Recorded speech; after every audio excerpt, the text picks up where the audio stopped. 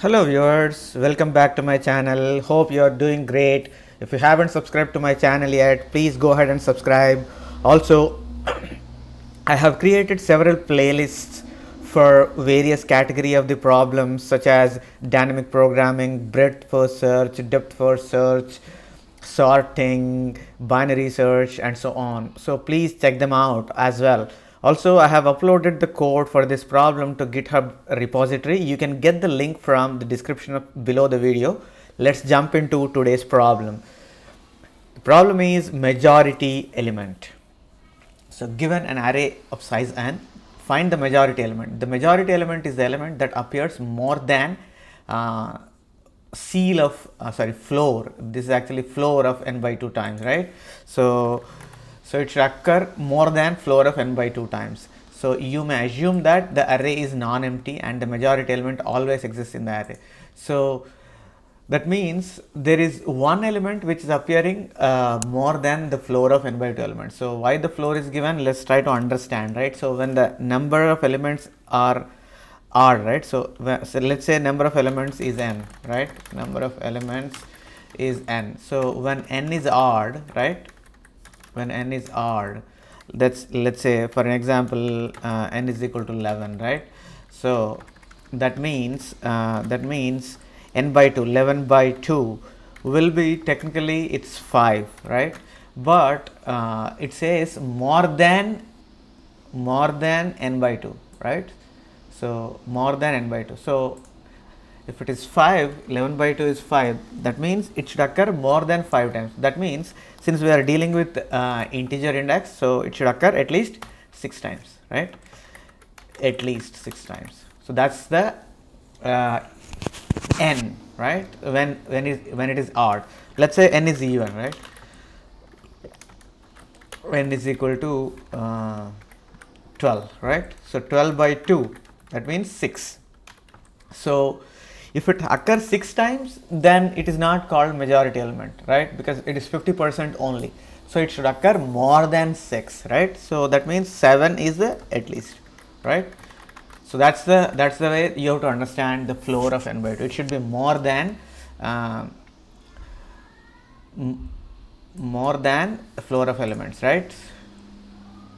Array has n elements and of which more than, I'll just clarify here, more than floor of n by 2 elements are same. So we need to find out which element is basically majority element, right? So we can solve this in several different ways.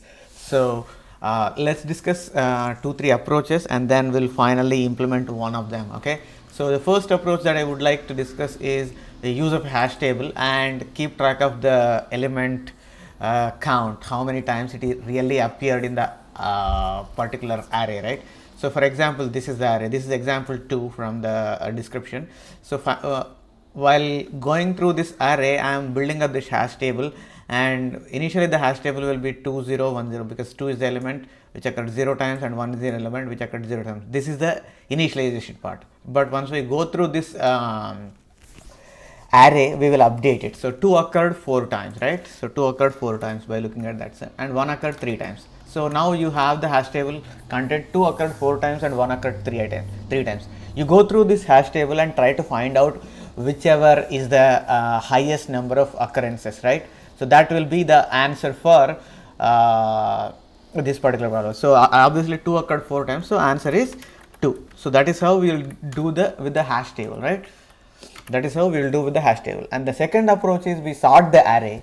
Basically this is the array and we sort it so that it will become this one, and we calculate the count of adjacent elements when they are same, right? So when we keep track of the count of the adjacent elements, right, 1 1 1, so this will be 3. So as soon as we change the number, we compare that counter with another max count to denote, right? So and if it is greater than max count, we update it and update the majority element also. So now we keep a counter and increment it until the number is different. So number is different here, so we incremented until 3.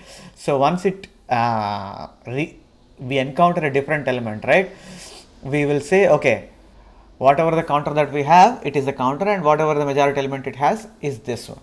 So, but if it exceeds the max count, then we have to reassign the majority element to the current element. So, that is what we are going to do in the sorting and counting the consecutive equal numbers approach. So, the third approach, so this is what I have actually implemented in this code, right. So, keep track of a count, so which is initialized to 1 and assign the majority element to nums of 0. So, this nums is the array, right. So, which we are given with. So, first element assign it to the majority element to start with. So, while traversing, if the elements are same, increment the count. So, if you see the element is same as the majority element, right, keep on increasing the count. But if you see the element is not same as the majority element, that means nums of 0, you decrement. Whenever the count goes less than or equal to 0, right, then reset the count to 1 and reassign the majority element to the current element at the index, right, current element at the index. So, whatever the element that you are finally left with will be the majority element. So, whatever the element that you are left with in the majority element, right, that will be the majority element from the given array. So, let us go ahead and try to implement the third one. So, the third approach. So, these two approaches you can probably implement, but this code is about the implementing the third approach, right. So, now coming down to the code. So, here majority element I am putting it as the first element in the array, and I am initializing the count to 1 because that is what the majority element, right. So, right now we just encountered 1. So, we go through the rest of the elements starting from 1. So, if you see my for loop, right, I am starting from 1, not from 0, because 0 is already assigned to the majority element and I am incremented the count to 1, right. So, now I go through 1 till the all the numbers, right. If the majority element is same as nums of I will increment the counter. If it is not, I will decrement the counter. If the counter is less than or equal to 0, then I will reassign the count to 1 and change the majority element to the current majority element, current element.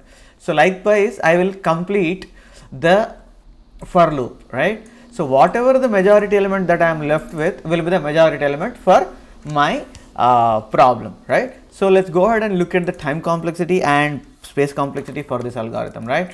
So, time complexity and space.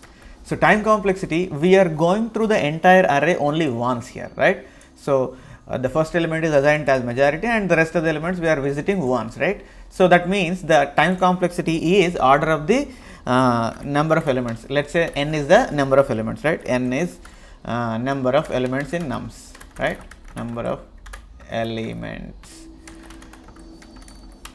in nums, right. So, then we will say order of n is the time complexity. So, let us go ahead and look at the space complexity, right. So, what space we are using? Are we using any extra space? So, we are using a majority element and we are using a counter. So, irrespective of the number of elements in the nums, right, we are using only two variables. So, that means we can say that the space used for this particular algorithm is a constant space. So, which will denote with order of 1.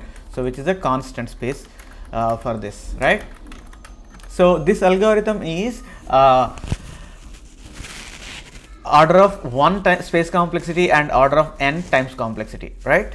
So, if you have any questions, please post them in the comment section below this video. I have posted this code to GitHub repository. You can find the link in the description below the video. If you haven't subscribed to my channel yet, please go ahead and subscribe and also share among your friends. Please click on the bell icon so that you will be notified about all my future videos. Thank you for watching. I will be back with another problem soon. Till then, stay safe. Goodbye. Thank you very much.